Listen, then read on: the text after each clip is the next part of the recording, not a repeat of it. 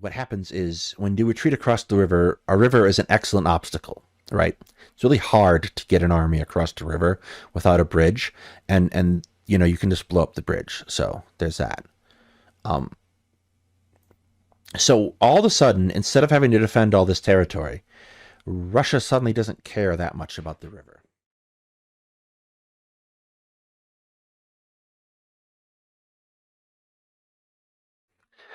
But yeah, so let's start with Ukraine, right? Yep.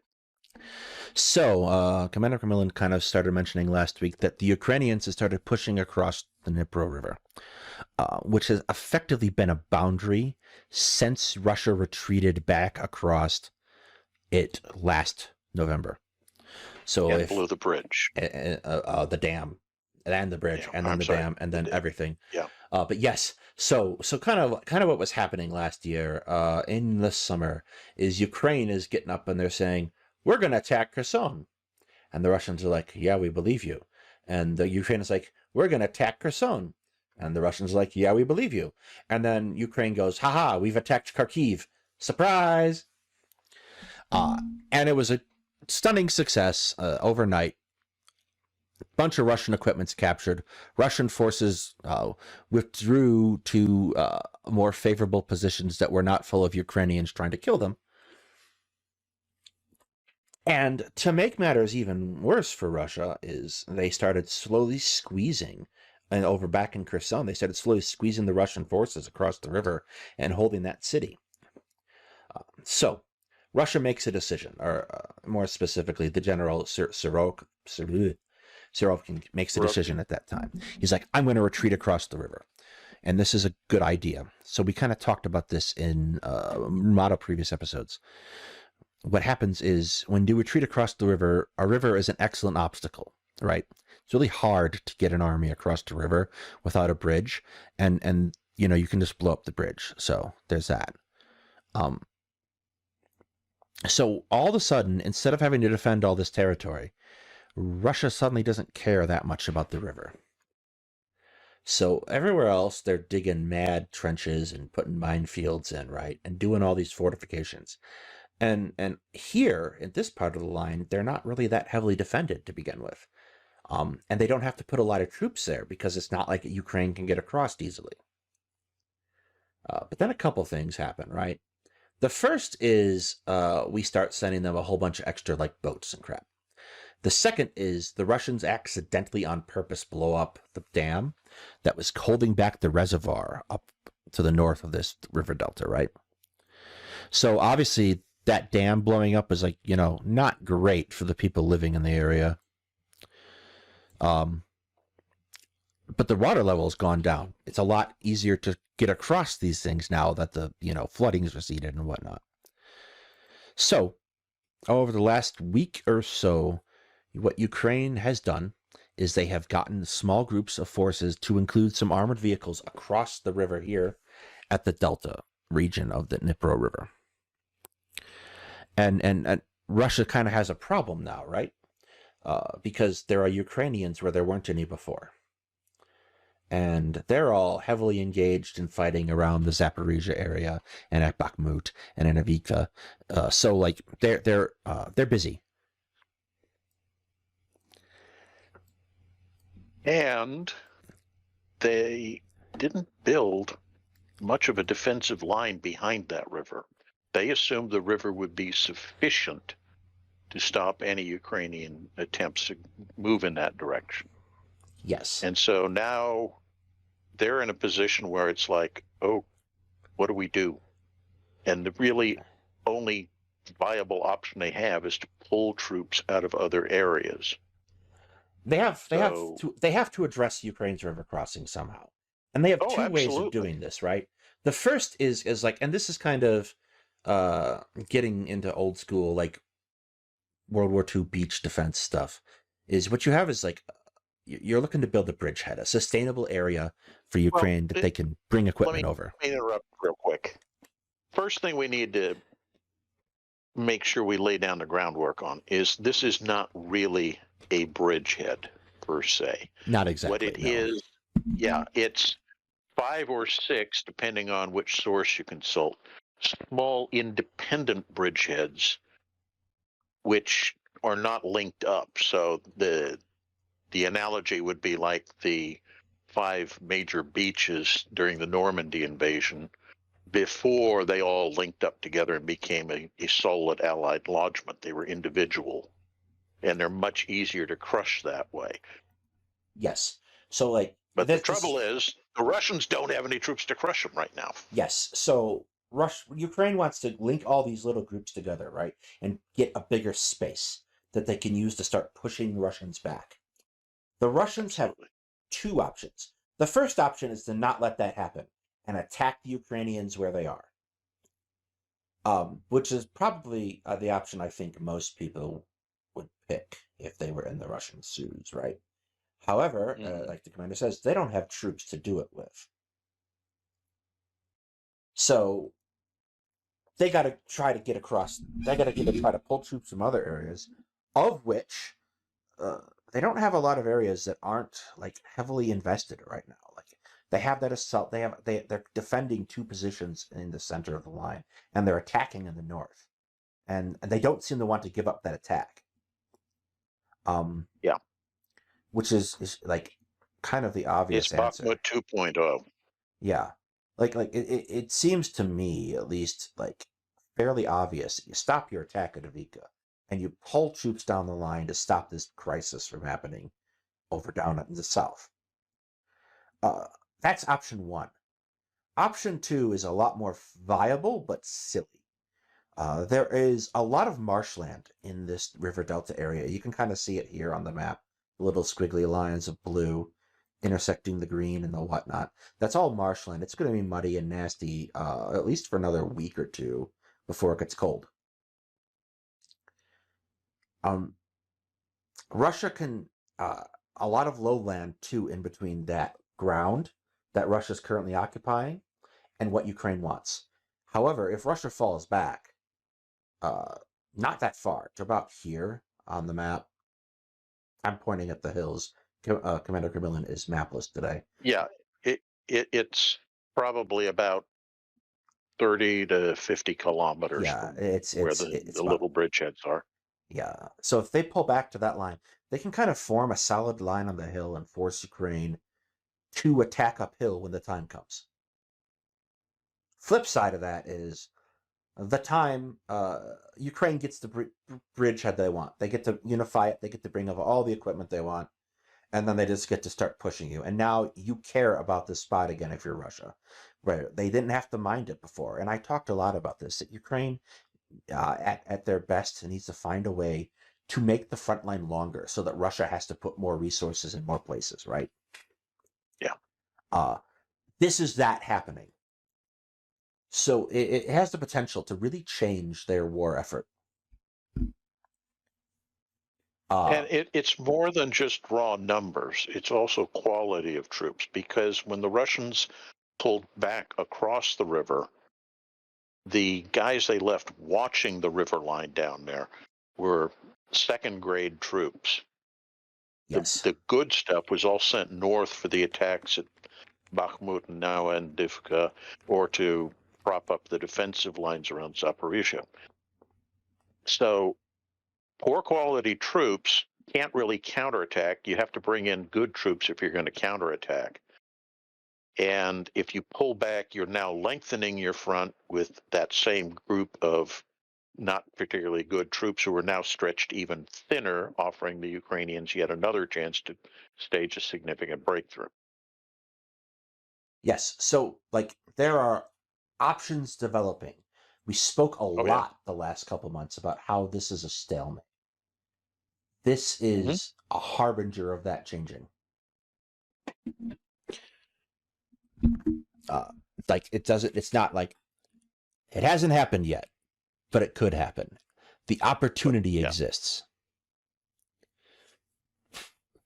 And this is also very much, despite the fact that it's, huge for Ukraine, it's gone under the radar this week, to be perfectly honest. Not a lot of people are talking about it.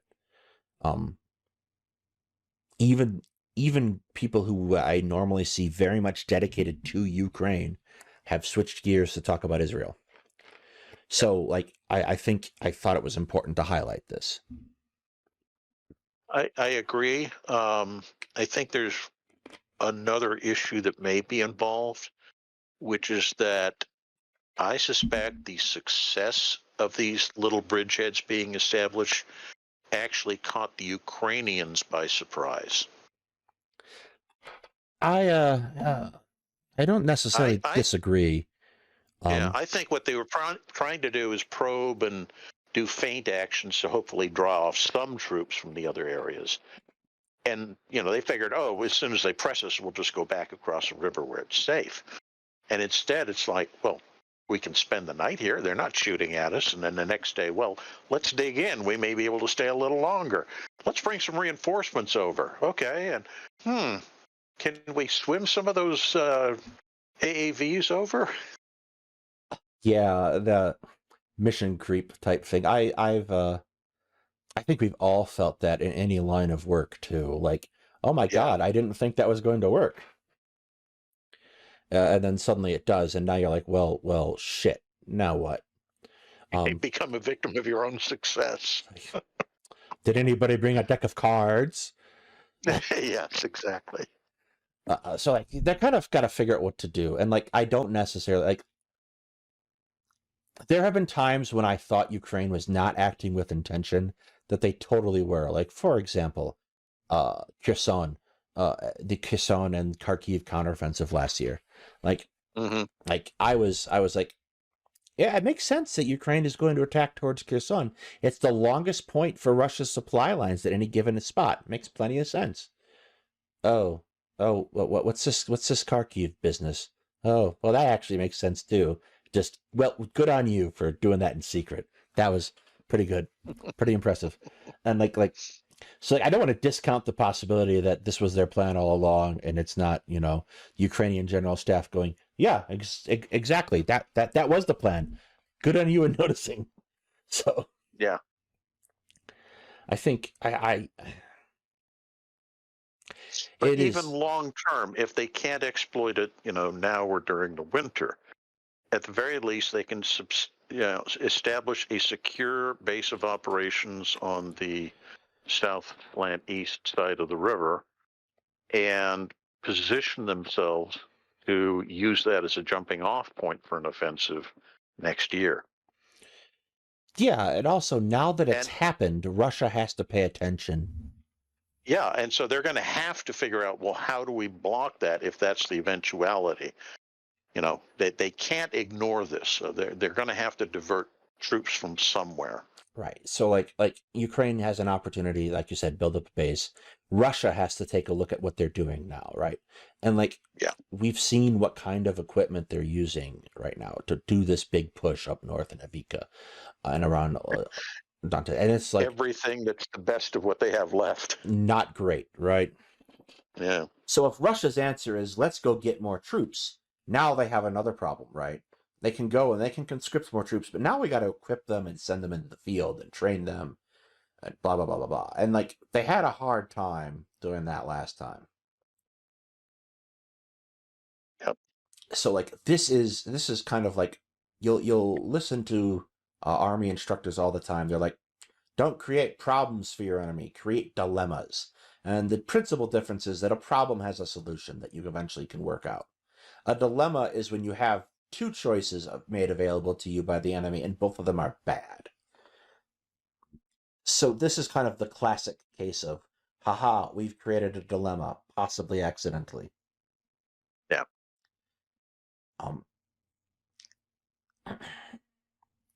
And again, it's like if you go and I'm gonna zoom out a little bit, like the map is a little different today than normal. Normally they report artillery hits and artillery shots across the line. I didn't see those come up today, except in a few places. Which makes me wonder if they haven't just kind of chilled out a little bit on the Russian side. Just a little, so they can figure out what the hell's happening. Yeah. Because as I said, the forces that the Ukrainians have established on the South Bank are not major forces. It's basically 2 brigades worth of Marines, and they're not particularly heavily equipped. They're also not the kind of troops that you want to devote to using in a major offensive because they're specialized. There are not that many of them. You want to send regular troops in if you're going to expand this bridgehead into something big. So you're going to have to bring in other troops. And that's the second side of the equation is, does Ukraine have the reserve forces to commit to this operation if they're going to turn it into something like that? Yeah, and like the truth is, from both sides, Ukraine and Russia, there's a lot of smoke and mirrors towards the actual total size of force and Yeah. casualties, which is kind of the determinant for that. Um, whether they do or not, obviously Hetman has expressed some concern in the past about Ukraine's casualty counts, yet he is counting funerals in areas that he has connections to. Mm-hmm. Um, which may or may not be a good count. We just don't know uh, what's happening. And Russia is obviously even more oblique about their numbers. Another story I saw this week is there was a scandal about the crew of the submarine that got hit in Sevastopol a month or month and a half ago. Mm-hmm. There, what happened is the Russian government lied to the families of the killed crew members, and the shipmates of those crew members ended up paying the cost to bury them. Holy crap. Yeah, it was the kind of thing that causes Americans to throw a fit. Yeah. Eventually it might cause a fit in Russia, but it'll take time.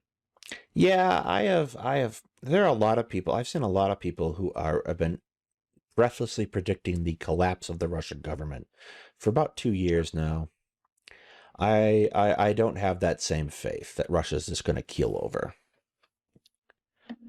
Um, I think it could if a rival to Putin were to emerge, but we haven't really seen that starting to happen.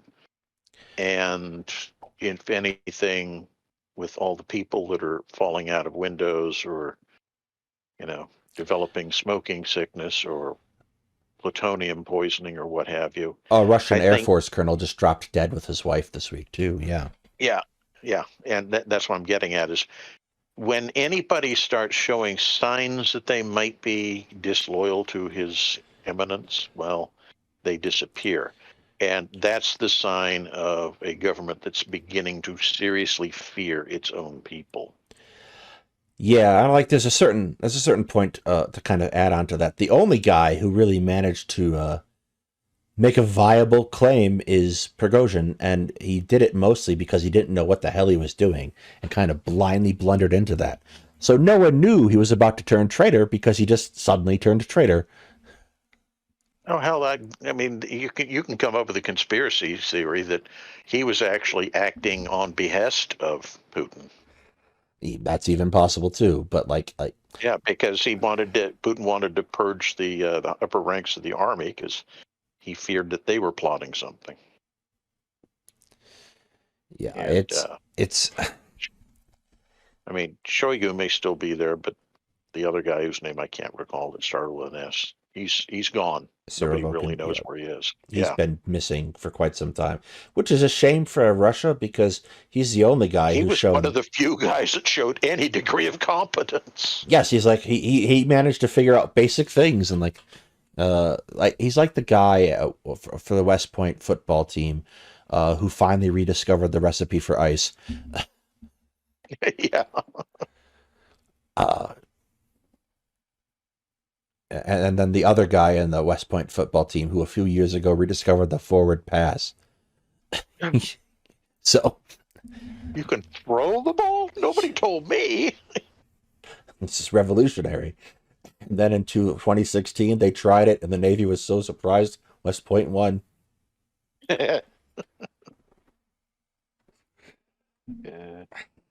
the the whole thing, though, I think honestly that's the way the war will eventually end.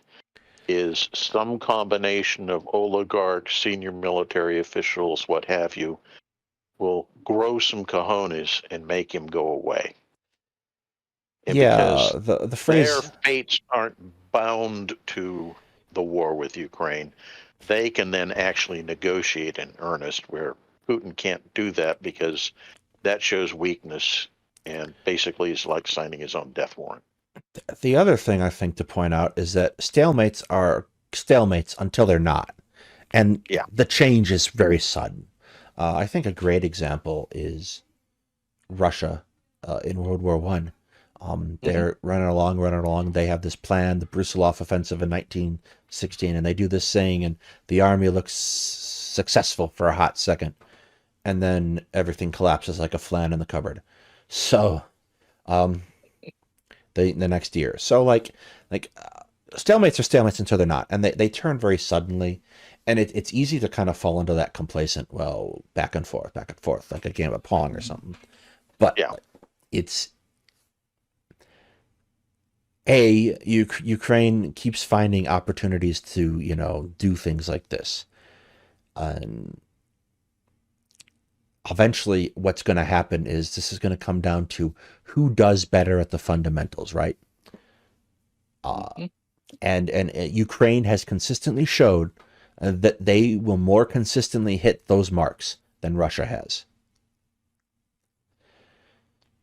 So, Yeah. I get No, why Russia or why Ukrainians are unwilling to surrender, because from their point of view, it's very easy to see themselves as eventually winning.